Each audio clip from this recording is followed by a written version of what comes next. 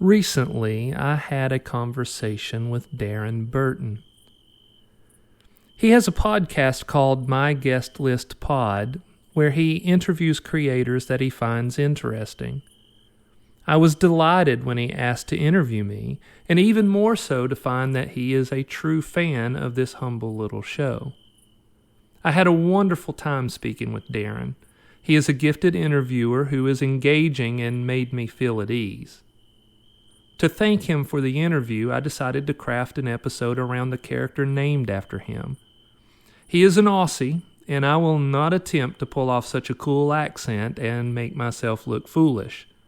Instead, I have tried to make the character as interesting as possible.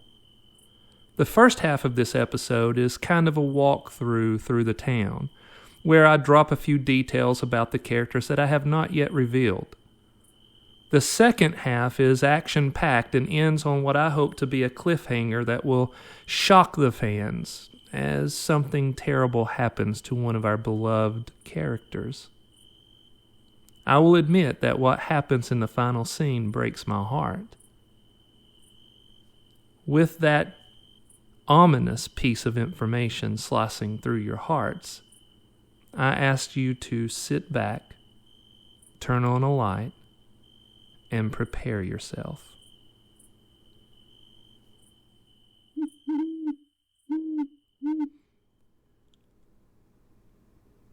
Darren Burton was an Aussie with a curious mind.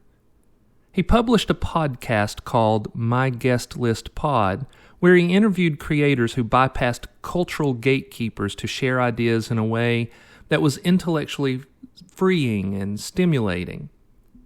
Darren was an excellent interviewer who was able to put his guests at ease and steer the conversations in interesting directions. Darren was also a fan of horror stories. Late one Friday night, he sat in a chair on his deck under the starry Australian night and by chance came across a horror podcast about a town named Nevermore Hollows. At first, he couldn't explain why the stories of this town so intrigued him. He spent the whole night listening to the first 10 episodes, and by the time the sun was reborn from its nightly grave, he had begun to believe that the stories were not completely fictional. Deep in his gut, he felt that there was a nugget of truth to the stories. He spent the weekend listening to the remainder of the episodes, making notes when a detail seemed too precise to be fiction, and by 1 a.m. Monday morning, he had decided that he needed to know the truth. Was there really a Nevermore Hollows? And the real question that needed answered was, if Nevermore Hollows existed, was it in fact a nexus for the paranormal and the strange? He knew the place to start was with Lafayette Faust, the creator of the podcast, and the town's self-described historian, a man who apparently lived in a secret location yet kept watch on the paranormal incidents that plagued the town. Darren found a Facebook account for Nevermore Hollows, but the postings there did not give any real clues as to the truth of the existence of either the town or the man. He was, however, able to send a message via that site and was surprised to receive a cryptic reply 30 minutes later. The reply was simply, Ephesians 6:12. Darren knew this verse. It was probably the most ominous verse in the Bible. Most people would have played this off as Lafayette simply adding drama to the brand he was creating, but Darren's gut told him it was a very real warning. He pulled up Google Maps and began searching for Nevermore Hollows. There were some clues hidden within the episodes. First, it is a coastal town located in the United States, specifically in Georgia. Also, that it is surrounded by Dunwich Forest. However, no matter how close he looked, there was no town called Nevermore Hollows. Anyone else would have given up, but Darren wanted to dig further. He needed to know. So, he flew from Australia to Atlanta, Georgia, rented a truck, and set out toward the coast in search of Lafayette and the town. He spent 2 days driving the back roads along the coast, stopping occasionally to ask if anyone knew where the town was located, but frustratingly, no one did. Until the morning of the 3rd day. He was driving a lonely stretch of state road, surrounded on both sides by thick forest, when he saw an old man wearing overalls standing on the side of the road with a handwritten sign that read, "Turn back or die." Darren's pulse quickened. This was exactly something that would happen in Nevermore. So he pulled off the road, got out of the truck, and walked up to the man. "Hello," Darren said. "Mind if I ask you a few questions?" The man was older than Darren, with sun-baked skin and hands gnarled by farm work. He squinted an eye at Darren and said, "You're an Aussie." "Yes, sir. My name's Darren." "You're the reason I got sent out here," the old guy said. "I have a farm that sits on a couple acres on the other side of that stretch of woods behind us." The white cardboard sign was stapled to a long, thin pole that was normally used to tie up plants in a vegetable garden. The bottom was carved into a sharp point. He stabbed it into the ground, planting the sign and freeing up his hands. He offered one to Darren, and they shook. "I'm Hubert." Darren was bemused. "What do you mean I'm the reason you were sent here? Who sent you? And how did they know I'd be here?" Hubert gave a sheepish grin and scratched the gray stubble on his face. "I know all of that sounds strange, but my wife, Annie, she sometimes gets these premonitions. She got one last night and told me to come to this point in the road and be ready to hold up this sign when a man in a tan truck drove by." They both looked over at Darren's rental. It was a tan Nissan 4-wheel drive. Darren's skin prickled with goosebumps. Hubert nodded appreciatively. "Annie seems to be right again." Darren looked at the neat handwriting on the sign. "She write that?" Hubert nodded. "She did. My handwriting looks like I have palsy, while hers is clean and precise." "So, she's telling me what exactly?" Darren could see that Hubert expected the gist to be clear. "Well, I have to assume that you're looking for something that could get you killed. I believe my sweet Annie is hoping you'll give up and not put yourself at risk." Darren could feel it. He was experiencing a moment exactly like in one of those stories that Lafayette published on the podcast. "I'm looking for a town called Nevermore Hollows." Hubert winced. "Son, you don't want to go there." "Why not?" "Nobody that goes into Nevermore Hollows ever comes out the same way they went in. They come out tainted, if they come out at all." Darren knew he was getting close to the truth, and he was excited. "I appreciate that, Hubert, but I really need to find the town, and I'm hoping you'll help me." Hubert sized Darren up. "Well, I see you got your mind made up. But I want you to understand what my sweet Annie is trying to tell you. Evil is real, and it has a dark king, a wicked warrior who is hell-bent on destroying good people. And it seems that he has chosen Nevermore Hollows as his special hunting grounds. You need to be careful." It did not escape Darren that Hubert had just paraphrased Ephesians 6:12, which was the cryptic reply that Lafayette Faust had sent him via email. But Darren was smart and tough and knew how to take care of himself. "Thank you, Hubert. I'll be careful." Hubert glanced around as if not completely sure they were alone. "All right. If you're set on finding it, follow this road another 5 miles, then turn right onto County Road 33. You're going to be officially in Nevermore Hollows. And after about 30 minutes, you'll come to the actual town." Darren thanked Hubert, got back in his truck, and in just a few minutes found County Road 33. As he drove deep into the countryside, the forest grew denser. The trees towered above him, and Spanish moss hung from their limbs like strips of skinned flesh. Darren felt a slight chill skitter down his spine, but he was on the hunt, getting close to his objectives. First, find the town. Then, see if any of the people in the stories were real. And finally, he wanted to find Lafayette. He drove by a small gas station called Bernie's Gas and Go. That was where the sushi supposedly came alive and attacked that poor kid named Axel. If the stories were fictional, at least Lafayette pulled inspiration from actual places in Nevermore. It was early afternoon when he saw the wooden ornate sign that said, "Welcome to Nevermore Hollows, the town you just can't leave." A sudden burst of doubt and dread surged through him. The hairs on his arms and the back of his neck quivered. He drove past the sign and found himself on Main Street. His doubt was replaced with excitement. "Wow, these places are real," he said as he drove past Romero's Comics and Dante Inferno's Pizzeria.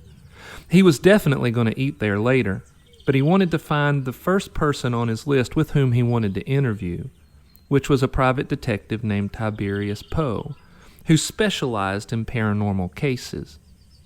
He turned off Main onto Salem, then turned onto Phantom. He parked in front of a 2-story brick building that housed Lost Souls tattoos and piercings.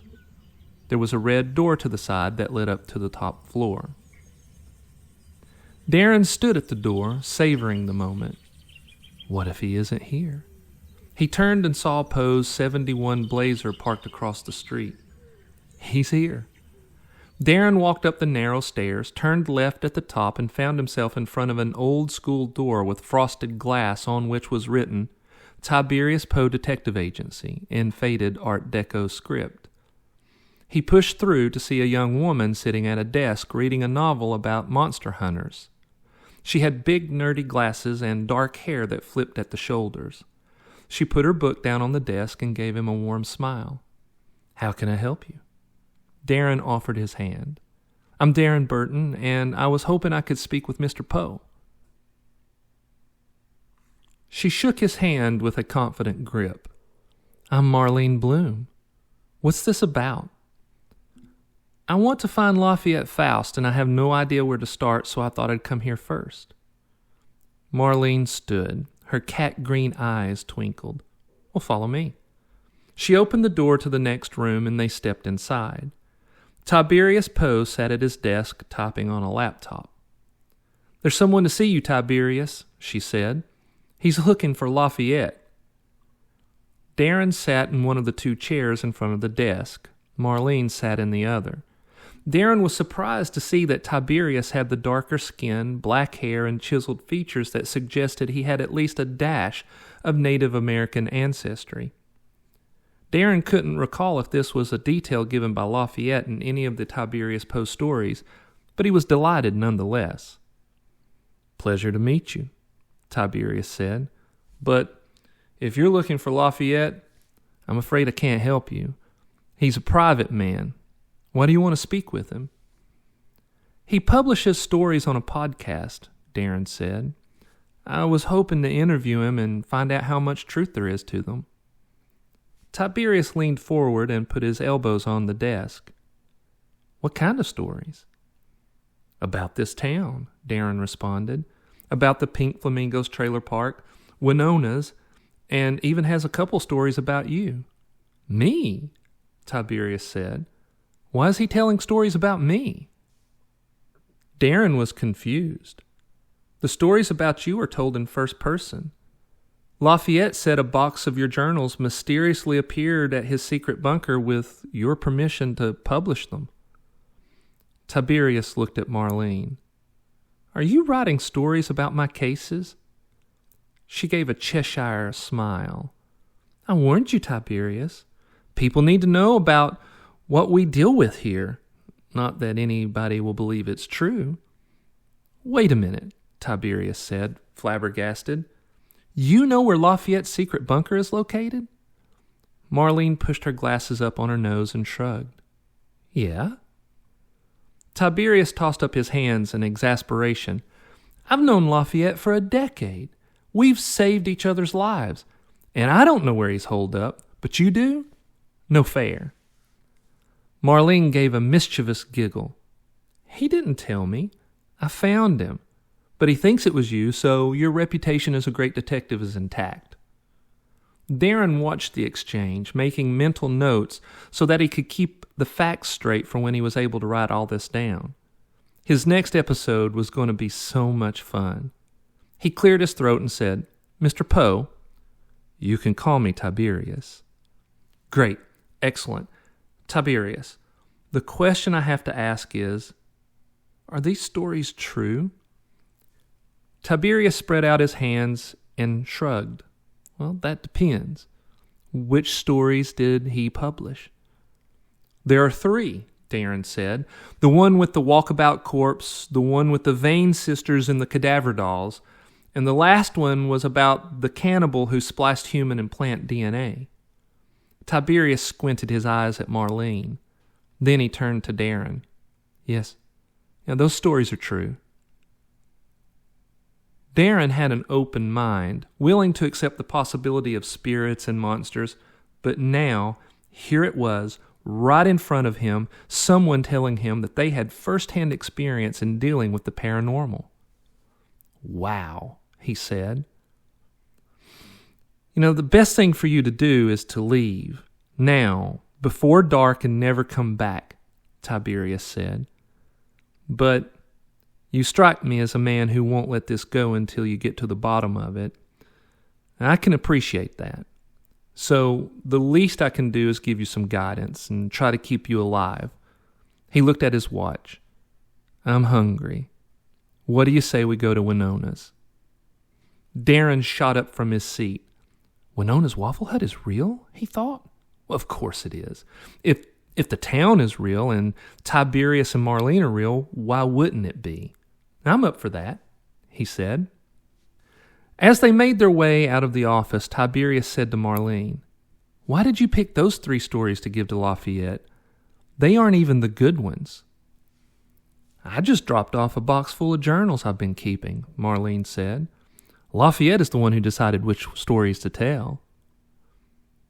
They stepped out into the late afternoon sun, which tinted everything in red and gold. You can ride with us, Tiberius said. They got into his 71 Blazer and headed to Winona's Waffle Hut, which was located on the outskirts of town. Along the way, Marlene and Tiberius answered as many questions about the town as they could. Darren carried his iPad in a rucksack. He pulled it out and began making notes. Winona's was doing brisk business. The bell rang above the door as they stepped into the diner and were hit with a combination of aromas. Grilled onions, fries and burgers, steak and eggs. Darren's stomach growled. They made their way to a booth. Marlene and Tiberius sat together and Darren sat across from them. A waitress named Antoinette handed them each a menu and took off to get their drink order. Marlene pointed at Antoinette. That's Rory Boudreau's mom. The dirty blonde over there, that's Lily. She's Stevie Muse's mother. Darren liked most of the stories Lafayette had published about this town, but he loved the stories about these 2 boys who were so brave and had a heart for adventure. I'd love to meet the boys, he said. Do you think that's possible? Sure, Tiberius said. You said you're here for a week. You can stay at Yolanda's bed and breakfast, and Marlene and I will be your guides. We'll take you to some of the locations and introduce you to some of the folks. Fantastic, Darren said. I'd love that. Antoinette brought their drinks and took their order, burgers and fries all around, and she wandered off to take care of other customers. Darren looked around the diner, taking it all in. It had a 1950s vibe, complete with a jukebox in the corner. It was currently playing I Put a Spell on You by Screamin' Jay Hawkins. He saw a 30-something black man, built like a linebacker, come out of the kitchen. Is that Isaac White? Darren asked. Yes, Marlene said. He's kind of a badass. And that woman over there? That's Winona. I have to meet them, Darren said. Sure, Tiberius said and motioned for Isaac and Winona. They stepped over and Tiberius made the introductions. Look, I know this sounds strange, Darren said, but I feel I know you both. When he saw the confusion on their faces, he explained about Lafayette's podcast. Winona was a sturdy woman of 40. She laughed and scooted in beside Darren. That crazy bastard is telling everyone our stories? I wonder why. It's not like anyone's going to believe them. He's trying to wake people up to the reality of evil and that it wants to destroy us, Darren said. At least that's what he says on the podcasts. Winona considered this information, nodding. Well, that sounds like Lafayette. She glanced over at Tiberius. We heard about his son. I know you were there when it happened, and I imagine that's why he's hunkered down. Lafayette and I worked a case together, Tiberius explained. He's also an investigator of sorts. Among other things, Winona interjected. He's had quite the life. He has, Tiberius continued. He and I worked a case together, dealing with what we thought was a lycanthrope, but it was worse. Much worse. His son was killed, and Lafayette suffered some pretty severe injuries. And that's why I think he began the podcast, Marlene said. I think it's cathartic. Darren wanted to hear more of that story, but he could see it in their eyes that they felt it wasn't theirs to tell. So he turned to Isaac. You're the first one credited with using the term psychojuju. And the story about that night here with the monkey and the clown, that must have been terrifying. Isaac may have looked like a linebacker, but he spoke with the warm tones of a late-night DJ. He told that story? I bet nobody believes that one, but yeah, it was crazy. A bloody night. I'll admit, Darren said, the stories about the monkey, I'm struggling to suspend my disbelief, but if you say it's real, I believe it. Oh, it's real, Winona said. And I understand the little bastard took the term psychojuju as its name. That's what Lafayette said, Darren replied. Antoinette brought the burgers, and the three of them ate while Isaac and Winona answered Darren's questions about the various supernatural events that happened here at the diner. When the burgers were finished and they scooted out of the booth, Winona said, It's on the house tonight.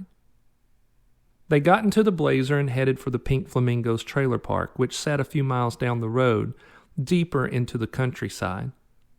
It's time to meet the boys, Tiberius said. The sun crawled behind the towering trees of Dunwich Forest, dragging twilight into existence. They drove past the gaudy sign that sat at the entrance to the park just as it flickered to life. There was a flamingo on each end, outlined in pink neon, with the lettering outlined in teal neon. Some of the letters burned brighter than the others, spelling out In Flames Trailer Park. Tiberius parked at the teal-colored block building that served as the park's office. A pink and white golf cart with modified gas engine was parked to the side. That means Ivan is here, Darren said. He had already met so many of the people whom he originally thought of as characters in fantastical stories. But now, he was about to meet one of the more enigmatic folks in Nevermore. Marlene turned in her seat and said, I believe that Ivan is more than he appears to be. How so? Darren asked. Well, he's clearly had military training and seems to be hiding something. Darren remembered that Lafayette had said the same thing in the podcast. Like what? Marlene considered for a moment before answering, as if she weren't sure she needed to give her exact thoughts. Finally, she said, I think he's much older than he looks, and I think he was a cosmonaut from Soviet-era Russia. We don't know that for certain, Tiberius said. He looked back at Darren. She sometimes allows her imagination to have way too much control, but I do agree that he's probably hiding something. His name is the first clue, Marlene said. I mean, come on. Ivan Ivanovich? You know what that means, right? Well, I'm afraid that I don't, Darren replied. It's the Russian version of John Doe, Marlene said. His name is what the Russian authorities give a man when they don't know his real name, like when they find a body with no identification or arrest someone without ID. Darren found this nugget to be absolutely fascinating. He wanted to know Ivan's story. As they exited the Blazer, the office door opened, and Ivan stepped out into the fluorescent glow of the lights tucked under the eaves. He was lean and fit with a graying military high and tight, and Darren thought that he had a very real Clint Eastwood vibe. His eyes darted from Tiberius, to whom he nodded, hung briefly on Darren as if assessing the possibility of a threat, and then fell on Marlene. Darren noticed a slight softening at the corners of his mouth that could have been construed as a smile. "Evening, Ivan," Marlene said. "We've brought a friend. He's hoping he can speak with you and maybe meet the boys." Ivan grimaced. "Why?" "I'm Darren Burton. I heard about you in this town and—" "How?" Ivan said, interrupting. Darren glanced at Tiberius, who nodded for him to continue. "From a podcast about this town published by Lafayette Faust." Ivan's eyes narrowed to slits. "Faust," he growled. "Relax," Tiberius said. "I'm sure that Lafayette felt nobody would suspect you're a real person or that Nevermore even exists." Ivan scanned their surroundings as if he suspected they were being watched. He said, "Damn." Darren now understood why Marlene thought he was hiding something. He was clearly paranoid. They heard laughter coming from down Apollo Lane, the main drag that led deep into the park. It was lined with rusty and faded trailers from the 1950s and 60s. There were no streetlights, but most of the residents had strung up multicolored Christmas lights in a sad attempt to bring color to their dreary lots.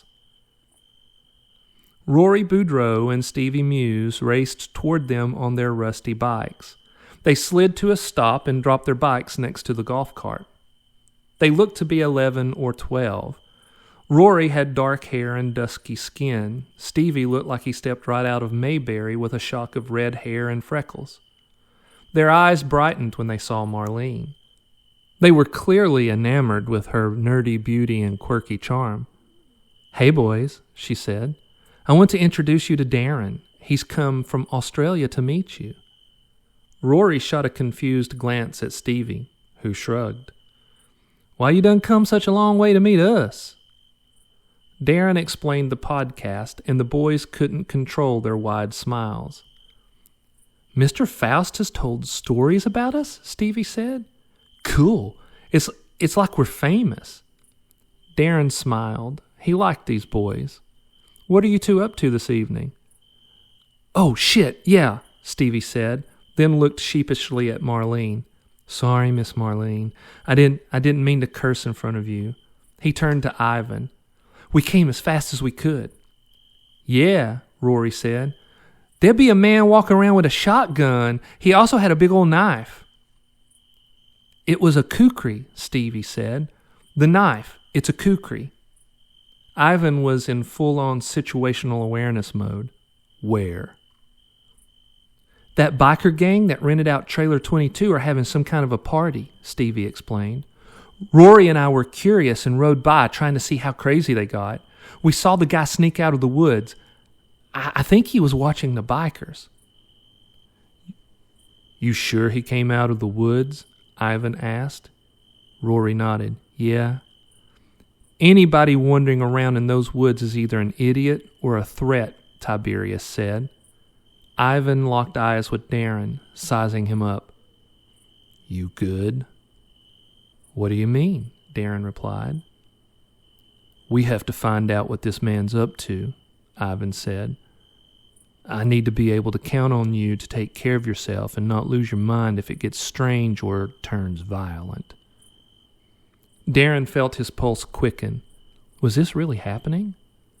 "I have a flexible mind, and I can take care of myself," he said. Ivan nodded, then turned to Tiberius and Marlene. You packing? I have my Glock in my backpack, Marlene said. Tiberius nodded. I have 2 shotguns in the blazer. He turned to Darren. You ever shot a gun? Darren nodded. Yes, I'm a good shot. Good, Tiberius said. He looked at Ivan. We'll follow you. Ivan and the boys got into the golf cart and shot off into the dark reaches of the trailer park. Darren, Tiberius, and Marlene got into the blazer and followed. They sped through one pool of carnival-colored lights into another, eventually turning off Apollo onto Armstrong. It was darker back here, even though there were just as many trailers with lights strung up. Darren guessed it was because of the dark influence of Dunwich Forest. They parked 30 yards away from Trailer 22 and exited their vehicles. Loud, aggressive music pounded from a stereo system. The party consisted of 7 people, all dressed in ripped jeans and leather vests with their names on the front and the gang's logo on the back, which was a grinning devil head. There were dozens of empty beer cans scattered about. Where did you see the man? Ivan asked the boys. Over there, Rory said, pointing to trailer number 20. And that's him.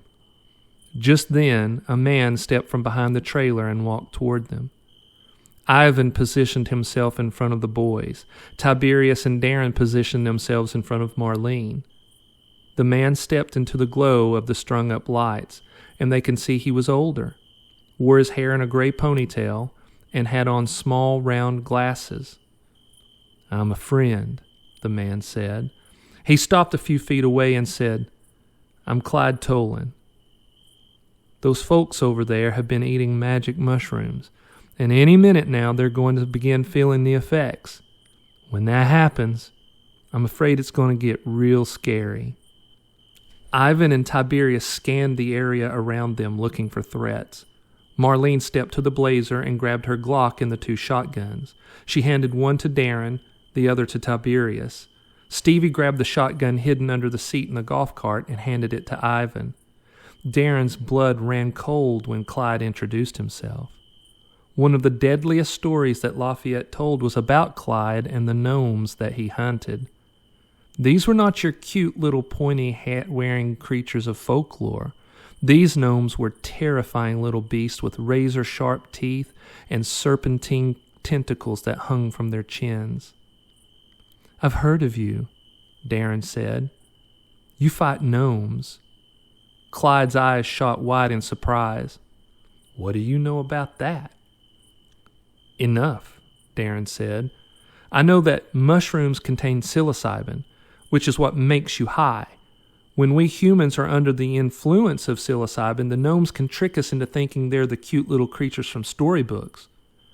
They also feed off of a pheromone we humans release when we're under the effects of the drug. To do that, they bite into our skulls and suck out the pheromone. How in the hell did you know any of that? Clyde said. Before Darren could reply, one of the bikers stumbled into the table that held the speaker, knocking it to the ground, causing the music to shut off. For a moment, the night was completely silent. Then, from the woods came a sound that made Darren's flesh crawl. It was part feral cat, part large snake. What was that? Marlene asked. Gnomes, Clyde said. One of the bikers, a thin woman with stringy blonde hair, said, Holy shit, look at that little man, he's cute as hell. The other bikers looked where the woman was pointing. From around the corner of the trailer stepped a creature that was naked and hairless. It was 2 feet tall and had an elongated skull ending in a rounded point. Its beady red eyes flared red. Its mouth seemed to contain 100 gleaming needles for teeth. From its chin hung 4 thick tentacles that writhed like snakes. While everyone was looking at the gnome at the end of the trailer, 2 others shot out of the night behind them. They scampered toward the group of bikers. One gnome jumped onto the back of a burly man with a Viking beard. It chomped down onto the man's head, tore away a bloody chunk of his skull, and spat it to the ground. It closed its eyes and breathed in the pheromones that escaped the ghastly wound. Then it plunged its face into the exposed portion of the man's brain. The man giggled, as if it tickled having his skull ripped apart and his brains eaten.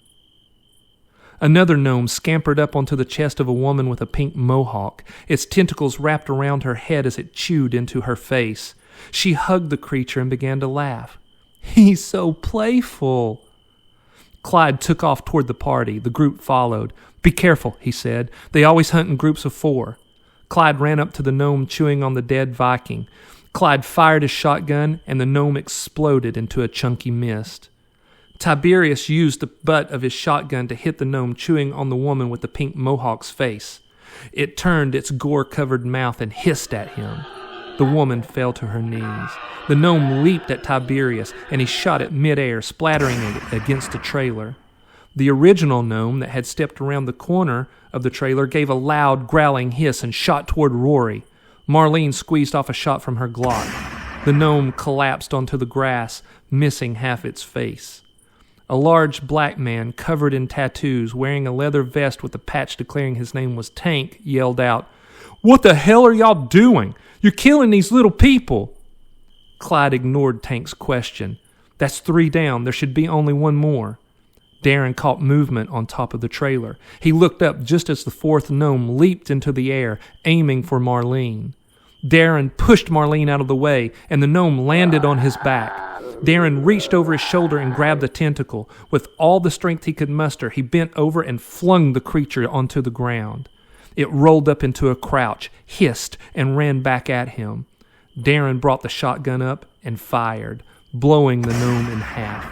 It gave a chittering hiss and used its arms to pull its torso toward him, its needle teeth snapping hungrily. Darren fired another shot at the gnome's head, splattering gore onto the grass. The bikers were all under the influence of the magic mushrooms. There were 3 remaining men and 1 woman named Ginger, who were all in shock at the carnage. Clyde turned to the group. "That should be all of them." He looked at Marlene and the boys. "If you 3 can comfort Ginger, Tiberius and I will try to help the men understand what just happened." They were stopped in their tracks when they heard a series of growls and hisses from the dark woods.